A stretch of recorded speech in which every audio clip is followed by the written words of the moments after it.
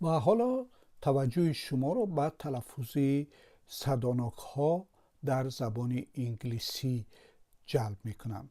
صداناک ها در زبان انگلیسی دو شکل عمده تلفظ دارند: تلفظ کوتاه و تلفظ دراز. و اینجا در مثال حرف A اول این خصوصیت رو میبینیم. حرف A یکی از وظیفه هایش ایفاده آواز کوتاه ا است. و اینجا اگر ببینید کلمه پلان که آواز کوتاه ا را ایفاده کرده است. حرف ا را در این کلمه ها ما با رنگ زرد آوردیم و تلفظشان را با رنگ سبز. و همین کلمه پلان را ببینید، ما اینجا میگذاریم و در پهلویش یک تا ای میگذاریم. حالا این پلان نمی شود، پلانه نمی شود، این پلین می شود تلفظش. نه پلانه بلکه پلین می شود که آوازی چی را؟ ای دراز را ایفاده کرده است. اینجا ای دراز به این شکل علامت آوانگاریش می شود. اما گونه که پیشتر گفتیم درباره آوانگاری، اینها علامت های آوانگاری ای کوتاه است و ای دراز است که اینجا میبینیم. و این حرف ای که بعد از کلمه پلان در آخر کلمه پلان افزوده شد، این را در زبان انگلیسی سایلنت ای میگویند، یعنی ای خاموش.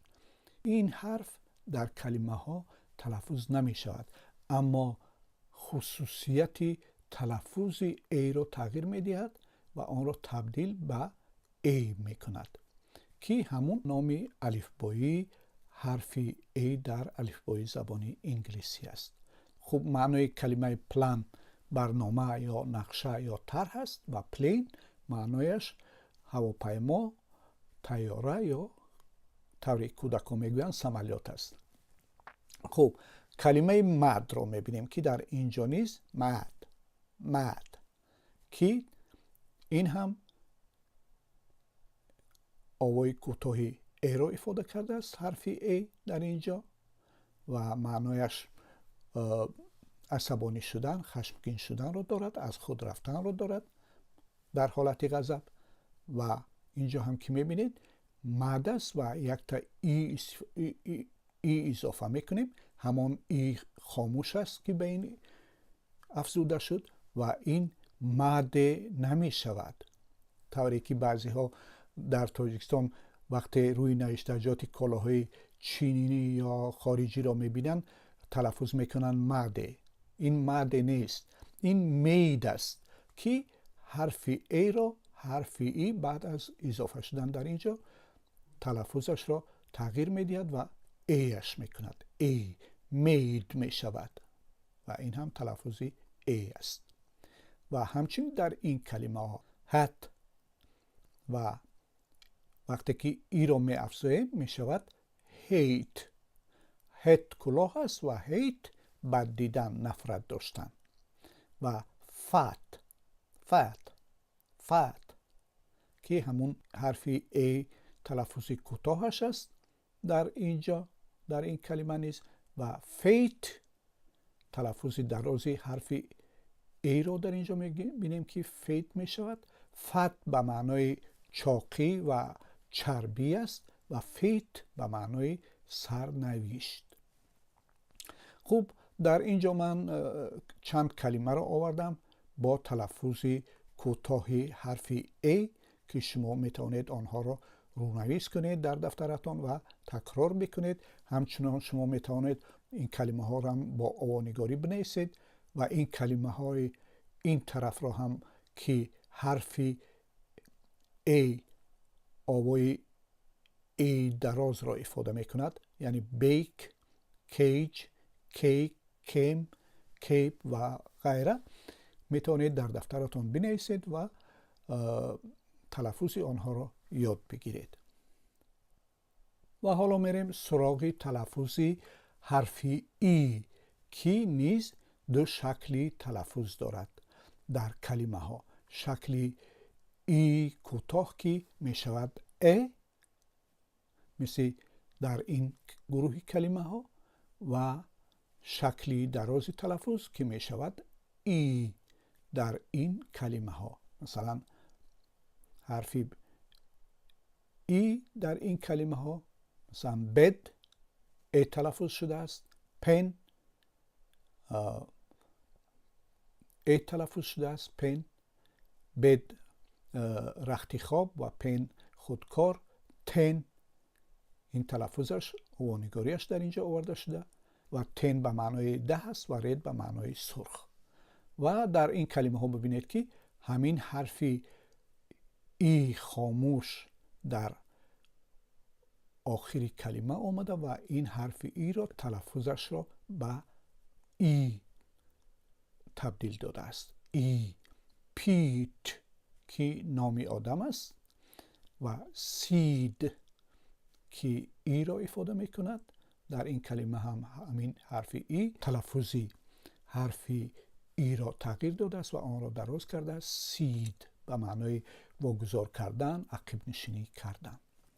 خوب، در این ستون هم ما کلمه های را آورده ایم که با حرف ای نوشته شدند و در این کلمه ها تلفظ ای است. و شما لطفاً این کلمه ها را بنویسید و در پهلویش آوانگاری یا ترانسکریپشنی آنها را بنویسید تا اینکه در یادتون بمانند. و در این طرف نیز چند کلمه را آورده ایم که نیز در این کلمه ها حرف ای تلفظ درازی ای دارد. ای، سید، هیا، لید، میم، میا، میت و به این شکل. اما در اینجاها اگر ببینید مثلا بت، بک، بت، دن، فد، گیم، جم و این گونه تلفظ می شود. و حالا حرف ای رو می بینیم. حرف ای نیز مثل اون دو حرف قبلی تلفظ کوتاه و دراز دارد. در تلفظ کوتاه ای می شود که اینجا می بینید ای، و در تلفظ دراز ای می شود. مثلا اینجا اگر این کلمه رو ببینید، تیم که نام آدم است، در اینجا حرف ای که با رنگ زرد افاده شده تلفظش با رنگ سبز ای می شود اویش. و در اینجا هم میبینید همون تیم رو می آوریم و یک تا ای اضافه میکنیم که این تایم یا تیم نمی شود بلکه تایم می شود. و این همون گفتیم حرف خاموشی ای است که در این کلمه ها کیفیت تلفظی حرف ای را تغییر میدهد و آن را تبدیل به دراز میکند. و این قاعده است، این حرف خاموشی ای یا سایلنت ای که شما این را در یاد بگیرید. این یک قاعده است. و اینجا میبینید وین به معنای پیروز شدن و واید به معنای وسیع. در اینجا ای تلفظ شده است، در اینجا ای تلفظ شده است. و پین به معنای سنجاق و پین به معنای صنوبر یا کاج است، درختی صنوبر یا کاج. و این تلفظ این کلمه هاست. یعنی در این کلمه ها ما دیدیم که حرف ای نیز تلفظ کوتاه و تلفظ دراز دارد. تلفظ دراز در کلمه هایی هست که در آنها ای خاموش یا سایلنت ای استفاده می شود. ببینید اینجا تیم نمی شود، بیت نمی شود، ویده نمی شود، پینه نمی شود، بلکه می شود تایم، بایت، واید، پاین. در این ستون چند کلمه را آوردیم که با حرف ای نوشته شدن و حرف ای در این کلمه ها آوای کوتاهی ای را افاده کرده است. لطفاً این کلمه ها را هم بنویسید، طرز نوشتهشان را، و در پهلویش آوانگاری آنها را به همین شکلی که این کلمه ها نوشته شدند بنویسید. و در این طرف ما کلمه هایی را آوردیم که حرف ای تلفظش ای است، یعنی آوای ای را افاده میکند. لطفاً این کلمه ها را هم بنویسید و در پهلویش آوانگاری و ترانسکریپشنی آنها را بنویسید تا در یادتان بمانند و آنها را از یاد کنید. خب حرف او رو میبینیم که چگونه شکلی تلفظی کوتاه دارد و تلفظی دراز دارد. حرف او در این ستون کلمه ها که میبینید آوای کوتاهی آ را ifade میکنند. آ، راب، راب و این راب، راب، هاپ، نات، ماب. مثل تقریبا ا تلفظ میشد آ در این کلمه ها. راب، راب. و اما در این کلمه اگر ببینید که همین ای خاموش بر آن افزوده شد بعد از ب و تلفظ آن تغییر میکند و میشود او. مثلا تلفظ این راب نمیشد، روب میشود. روب. راب به معنای غارتگری، رهزنی است و روب به معنای خلعت یا خلطی هست یا لباسی وسیع و درازی است که آدم ها می پوشند. یا کلمه اینجا بینید هاپ، هاپ، هاپ، هاپ و که آ حرف او چی میشه؟ تلفظی کوتاه دارد. آ، آ، آ. و در اینجا هم میبینید همون هاپ است اما افزوده شده به آن یک تا ای، همون ای خاموش و تلفظ او را تغییر میدهد و میشود هوپ، هوپ که به معنای امید است و هاپ به معنای جهیدن. و اینجا هم نات به معنای این کار یعنی نه، که نات، نات. و اینجا هم میبینید یک تا ای به نات افزوده می شود و نوت نمی شود این، اما تلفظش می شود نوت، نوت یعنی یادداشت گرفتن. و ماپ و اینجا هم یک تا ای افزوده می شود، چی می شود؟ موب. و در این ستون ما کلمه های را آوردیم که حرف او تلفظی کوتاه دارد. شما لطفاً این کلمه ها را هم بنویسید و در پهلویشان طرز تلفظشان را مثل این کلمه ها بنویسید تا در یادتان بماند. و در این طرف ما برایتان کلمه های را آوردیم که حرف او تلفظ دراز دارد. لطفاً شما این کلمه ها را هم بنویسید، در پهلویش اوانیگاریشان را مثل این کلمه ها بنویسید تا برایتان کمک کرده باشند. و حرف یو را میبینیم که چگونه شکلی تلفظی کوتاه دارد و تلفظی دراز دارد. در اینجا هم میبینید شما حرف یو وقتی که تلفظی کوتاه دارد ا می شود. مثلا ببینید در این کلمه که یو در همه این کلمه ها آمده است تلفظ اینها کوت نمی شود، کات می شود. مثلا کوت نمی شود، کات. هوگ نمی شود، هاگ می شود. یا توب نمی شود بلکه تب می شود. و در این کلمه ها می بینیم که حرف او آوای ا را ifade کرده است. ا.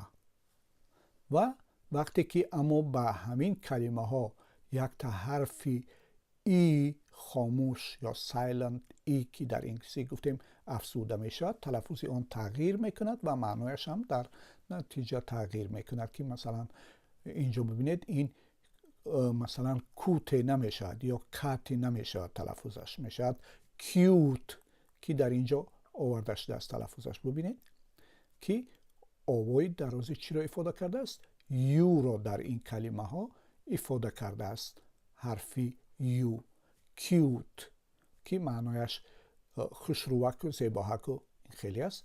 و در اینجا بینید هاگ به معنای مثلا آغوش کردن است و ا تلفظ می شود و وقتی که همین هاگ را یک تا ای در پهلویش اضافه می کنیم می شود هیوج، نه هوگه یا هاگه بلکه هیوج که در این کلمه حرف یو آوازی درازی یو را ifade کرده است. یا تب که چی را میگویند؟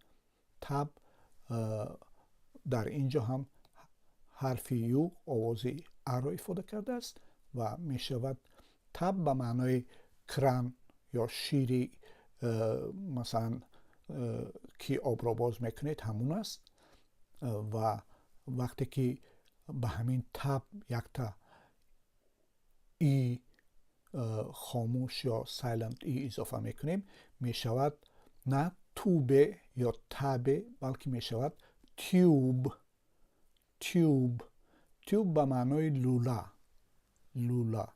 یا که در بریتانیا مثلا مترو را هم تیوب میگویند. و اینجا هم کلمه های را آوردیم برایتان که در اینجا حرف یو صدای ا را ifade کرده است در همه این کلمه ها، و در این طرف کلمه های را آوردیم که حرف یو صدای یو را ifade میکند. ببینید، امیدوارم که شما همه این کلمه هایی که برایتان آوردیم در اینجا شما می نویسید، آوانگاریشان را هم می نویسید و آنها را حفظ میکنید و تا که کار شما را آسان کرده باشیم. خوب دوستان عزیز، باز در درس‌های آینده ما این موضوع ها را ادامه میدهیم. اگر سوال و پیشنهاد داشته باشین درباره خصوصیت‌های این درس ها، لطفاً به ما بفرستید. یعنی در پایان این ویدیوهایی که برایتان آماده کردیم شما میتوانید نقطه نظر خود را بنویسید، سوالی داشته باشید میتوانید بنویسید، تا اینکه ما با همدیگر مکالمه داشته باشیم و مکالمه کاری ما را آسان میکند. همچنین در آخر اگر علاقه داشته باشید که این درس ها را دنبال بکنید، شما لطفاً به کانال ما عضو شوید، یعنی آن را امضا بکنید یا به قول روسا подпишитесь. با امید موفقیت های شما در پناه خدا باشید.